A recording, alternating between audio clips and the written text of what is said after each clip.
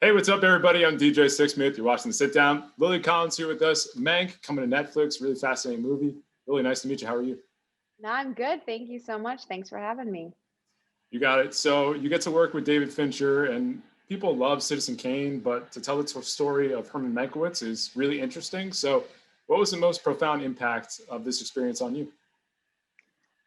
I knew that I was going to be learning every single day something new from this cast crew and especially David. Um, I think, on a Fincher film, you get the gift of time, right? You get the ability to do multiple versions of each scene in different ways in nuanced performances. And David provides you with a really safe environment to play.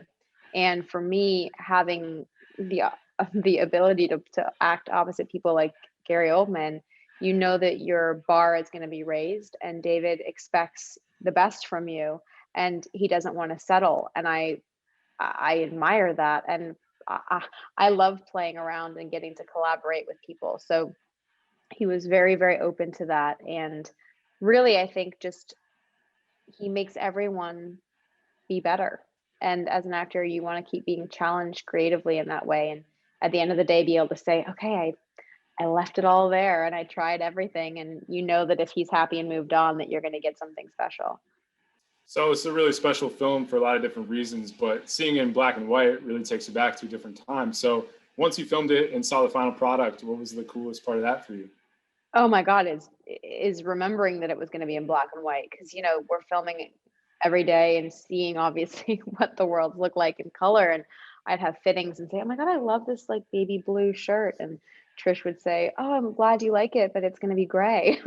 And I kept forgetting that. And the same with the hair and makeup or colors of lipsticks. Anything would be just a different tone, not an actual color. And I really loved seeing something where you're not distracted by striking color, because I think we don't think of color as distracting, but when that's stripped away and you're just watching something and all you see are gradients of light and texture, you can really focus in more, I think, on the performances and just the overall aesthetic of a scene. And your eye catches things that you wouldn't normally see when you're seeing color first. So it's a really good time for you right now. Meg's coming out. Emily in Paris is on Netflix. Listen, I'm with Viacom CBS. We're pumped that it's been taken to a whole new level here with Netflix. What's this moment been like for you so far? It's been really wonderful, and I'm so grateful to Netflix and the outreach that it has globally and to so many people, to be able to have both these projects that I filmed back to back at kind of the same time, and to have finished post-production during COVID, sometimes doing ADR from my closet feels quite surreal for it now to be coming out and to be experiencing it again from home. It's a very different time. It's a very different way of doing press. It's a very different way of promotion, but I'm just so grateful that it hasn't stopped them from coming out, and to kind of get to share art with people at this time is really inspiring and a way to connect everybody. So I think it's kind of the perfect time for this to come out. Before I let you run, you've been doing this acting thing for a moment, but take me back to the days at USC when you were in LA. What is most memorable about your time in college?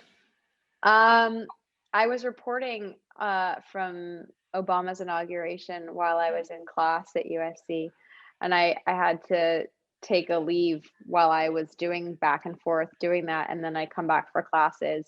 Um, and I remember it just being quite surreal to be reading articles and studying in journalism classes, and then to be like, oh, right, I'm going to DC to go report outside and go to inaugural ball. And I loved going to journalism classes and learning the ins and outs of it, and then actually at the same time being able to go practice it, actually in front of the camera and get behind the scenes in terms of like knowing how to edit and knowing how to write your own script and sound bites and all that. Like, I found that really fascinating.